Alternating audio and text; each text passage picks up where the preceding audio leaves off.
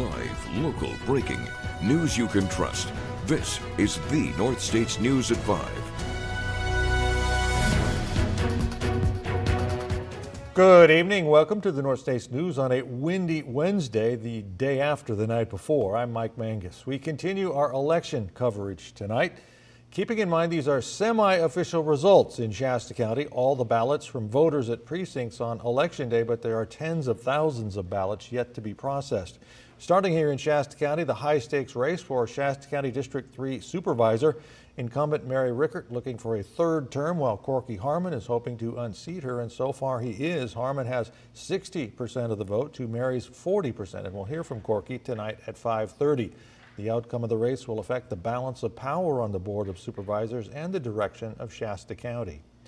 To the Reading City Council, there are a 2-year term to fill the remainder of Michael DeQuisto's term. He retired from the council. Former council member Aaron Resner is in the lead with 47% of the vote. Incumbent Mark Mazzano with 44%, and local business owner Anthony Spengler trailing with 8% of the vote. There are 2 seats available for the 4-year term, so the top 2 finishers here will earn a seat on the council. Dr. Paul Danuka leads the race with 41% of the vote so far. Michael Lata with 21%. Appointed incumbent Joshua Johnson getting 18% so far. David Backus and Ian Hill trailing behind. In the race for the 3 open Anderson City Council seats, so far results show Darren Hale in the lead with 28%. Incumbent Susie Baugh not far behind with 25%.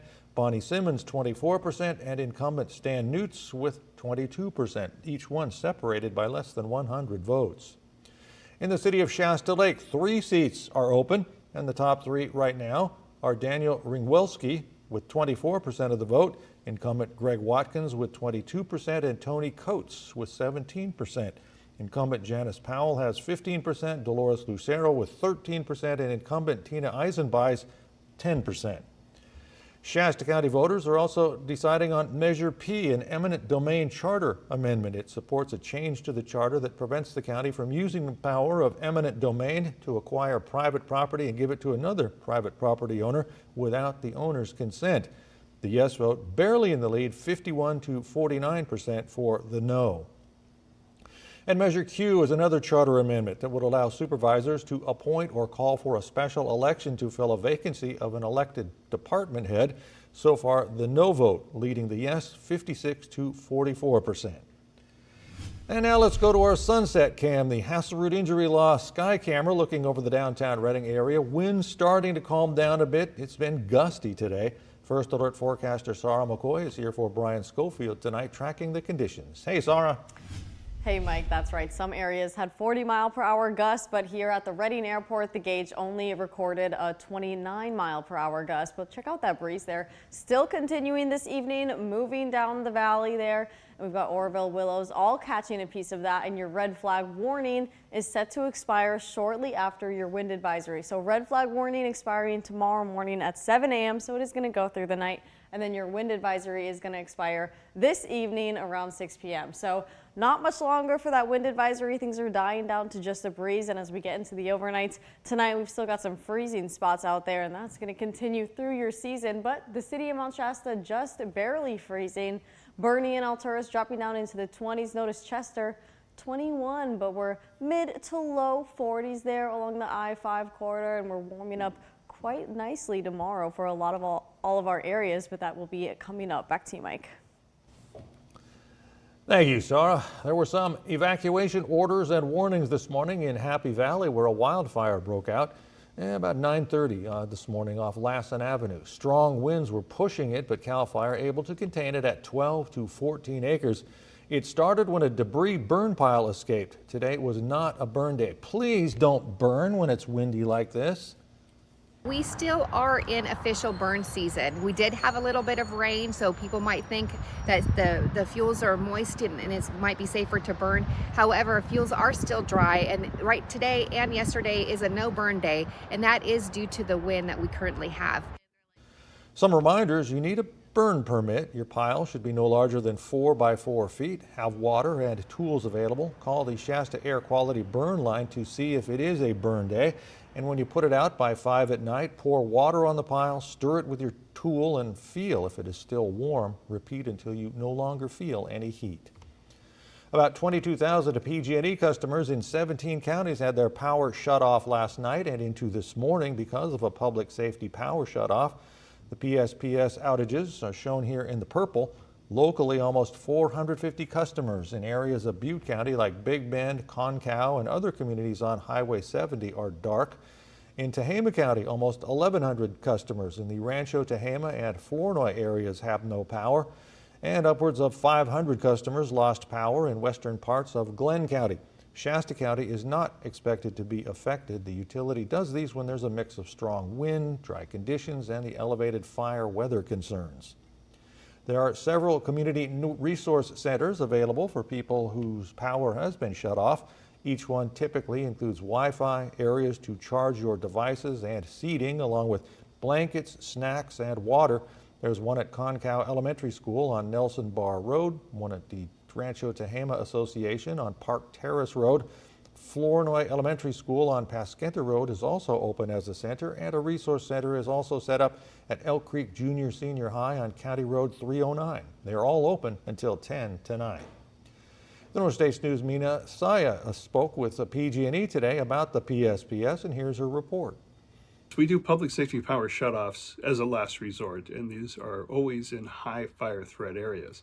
They tend to be a little bit higher elevation and rural, where you have a lot of vegetation and forest or open grasslands.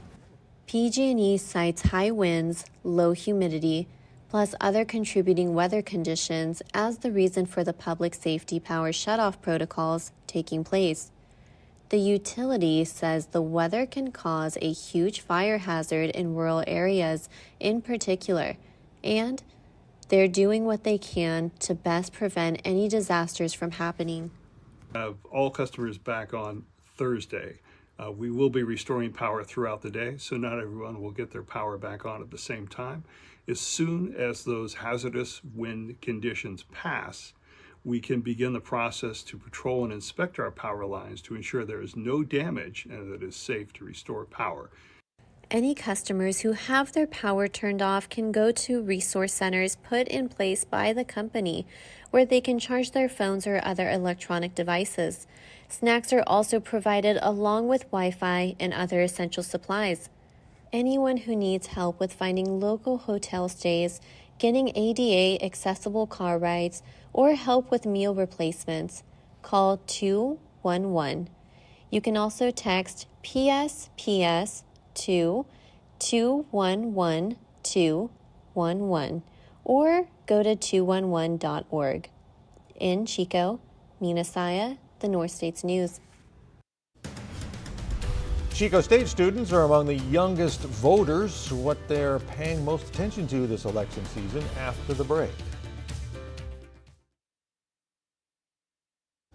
An estimated 41 million young adults in Gen Z were eligible to vote in the presidential election this year, many having mixed feelings on the races and what's to follow. The North States News' Mana Sadek spoke with students at Chico State about their concerns, and she's on campus tonight. Mana. Good evening, Mike. Yeah, it's still too early to know just how many Gen Z voters turned out for this election, but researchers say that youth turnout has been on the upswing since 2020. I was able to speak to a couple of Chico State students about their election priorities for this week as results continue to come in. Trying to kind of not spend more than 10 or 20 minutes a day reading the New York Times for my mental health and for those of my friends and colleagues. Aiden White and Justice Kusamoto are arguably more politically in tune than many of their counterparts at Chico State. That's what's tough. I have a lot of feelings about a lot of things going on, and I'd like for them to be addressed. The two taking interest in results both at the national level and local. It's going to be really interesting to see if by the end of a week we have a trifecta or maybe divided control of Washington.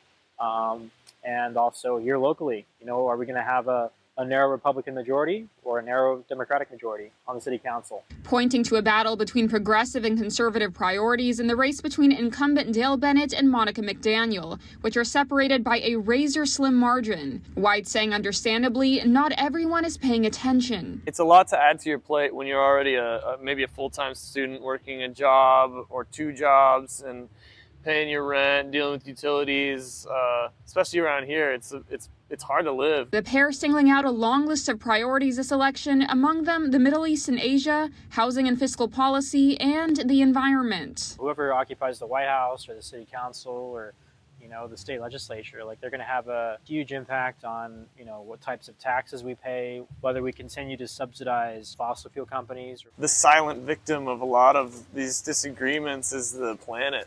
And that includes us as very much a part of the same biosphere that everything else is a part of. Now, young voters tend to be a little bit more politically progressive, according to researchers at the Pew Research Center. But that being said, many of them also don't identify specifically as Republican or Democrat. About half of the voters under 25 identify as independent or something else. Live in Chico, Mona Sadek, the North States News. Patchy fog and drizzle starting Thursday evening, continuing all the way into Friday evening, but when the real rain is going to hit the coast and then the valley, coming up in your first look forecast.